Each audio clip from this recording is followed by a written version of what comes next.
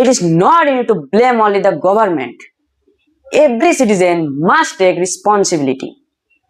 Good morning everyone.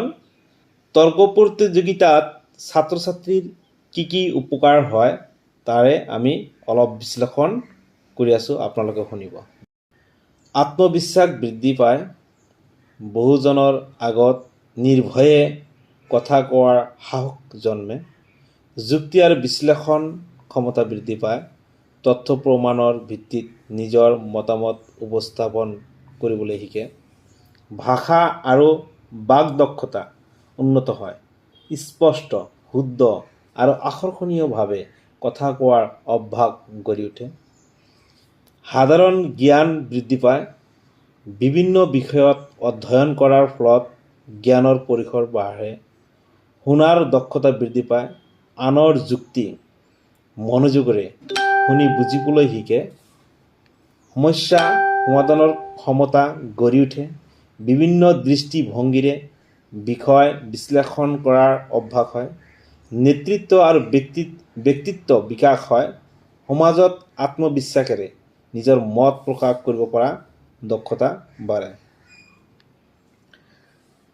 আৰু ভৱিষ্যতৰ বাবে সহায়ক হয়। সাক্ষাৎকাৰ, চাকৰি, উচ্চ শিক্ষা আৰু জনসমুখত ভাষণ দিয়াত বিশেষ সহায় কৰে।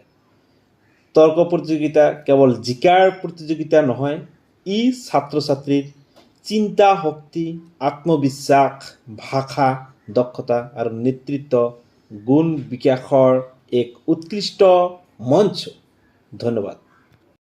Respected judge, sirs, madams, my dear all friends, good morning to all of you. Today I stand here to speak in the favor of the motion that water is life. Without water, life on earth is impossible. Water supports agriculture, industry, electricity generation, health, and our daily lives. Therefore, water is the most precious natural resource. Today, many places are facing a shortage of safe drinking water. If we don't conserve water now, then future generation will face a serious crisis. We must harvest rainwater, prevent water wastage, and stop water pollution. It is the responsibility of everyone